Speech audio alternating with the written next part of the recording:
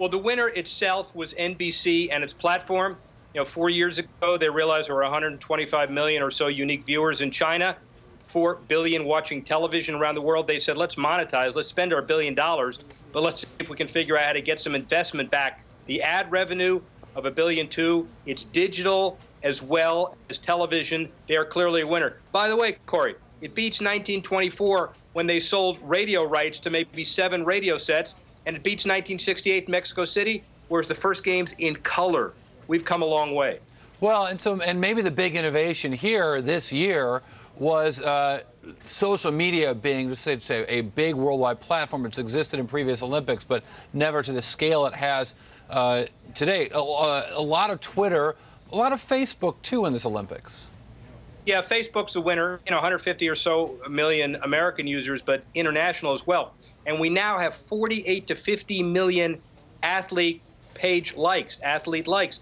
We keep the scoreboard now where, by the way, Jamaica had more likes per Facebook user. Why? Because they have the fastest woman in the world and the fastest man in the world. And they only have 650,000 Facebook users, but it's become a cottage industry.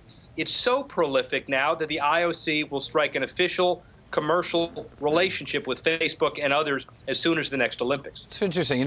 One of the things I heard a lot of, talk radio chatter and so on was about the way that NBC chose to use some things live, some things delayed, all kinds of stuff on the internet, some things on cable, and pulling it all together in the evening. With a time difference, it's not as bad as some Olympics, but, here on the West Coast, it's a little more difficult than others.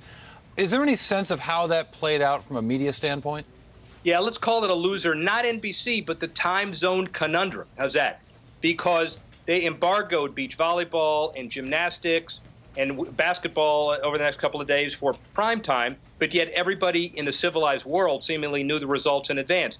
The BBC, I was there for those 10 days, talked about how bad that was for American TV. Let's see what happens in Rio, by the way, when the BBC and the British time zone is 6 hours removed the other way. Let's see how they solve the problem. It is an inherent issue in the internet age. Well, when we talked to the head of NBC Sports a few weeks ago, he told us he sort of suggested they'd like to do even more and put even more events out there. Do you think they're going to expand this when we get to Rio? Yeah, Mark Lazarus did talk to us on Sportfolio and on Bloomberg West, as we know, and he said 4 years from now, we're going to be walking around with a small device that blurs the distinction between TV, internet, and everything else. He is looking ahead to that 4 years and the 4 years after.